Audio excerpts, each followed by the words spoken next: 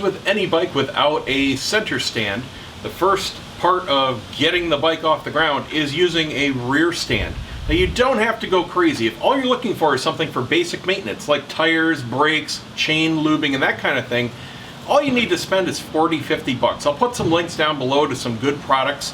If you're looking for something to transfer to multiple bikes, something that's going to be used a lot, something that's not going to wear heavily over the years, then go ahead and spend a little bit more money. Something like this Pit Bull, for example, it's just what I went with. They're a little more versatile.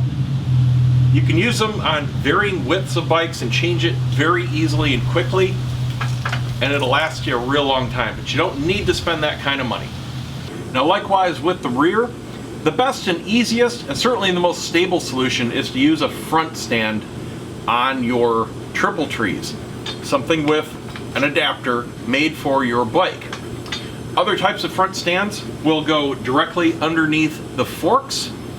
If you are doing fork service, however, you can't use that because obviously we're going to be removing the forks. So you absolutely need to use a triple tree stand to get your forks out. If you're just doing tire service though, any way of getting this off the ground a few inches is going to work for you. The simplest way, you might have these tools already, is to use a floor jack and a book or a light piece of wood, something like that, underneath the headers to gently raise the bike up, and then just put jack stands, put a couple cloths on top of the jack stands underneath the forks, and that holds just fine for tire service.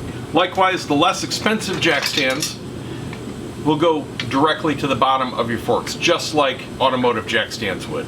Obviously, I've got the triple tree adapter, so that's how I'm going to be getting mine off the ground. Now we can remove our brake calipers. We have 2 bolts to remove, the upper and the lower. And we just use a 12 mil socket for that. The reinstallation torque spec for these is 25 foot-pounds.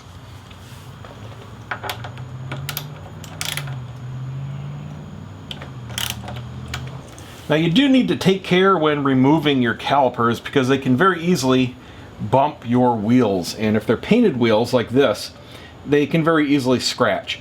If you're uncomfortable, you can put some duct or masking tape, not duct, masking or painter's tape on your wheel here, and that will help protect it. But once you do it a couple times, you understand how to do it, and there's plenty of clearance if you do it right. And here's the trick. Once you get your bolts out, the caliper is loose. What you want to do is bend it in and out. You want it to move like this a little bit. What you're doing is spreading the pistons, and that gives you more clearance between the brake disc and the brake pads. And that gives you a lot of wiggle room once you get this to the edge of your rotor, and it slides right out. People that accidentally nick their wheels haven't done this, and they're trying to slide this out all the way before it frees. There's no reason to do that. See, there you go. You get plenty of clearance. Now, some people will just say, go ahead and just let this hang. Honestly, I don't think it's any kind of an issue, but it is easier to tie this a little bit out of the way, just so you can get the wheel in and out easier. What I use is just a bungee cord. Just like that. You just want it to hang. So there's a lot of tension hanging off the actual fittings and the rubber lines. If you've got more flexibility, you can go a little bit lower, but you don't want to be bending the lines too much. This is fine right there. Now we can go ahead and do the exact same thing on the other side. Next, we're going to loosen the axle pinch bolt. Don't remove it. And reinstallation torque spec on this is 17 foot-pounds.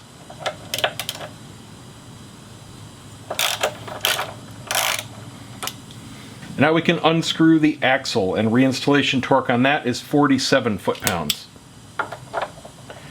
This is a 14 millimeter hex.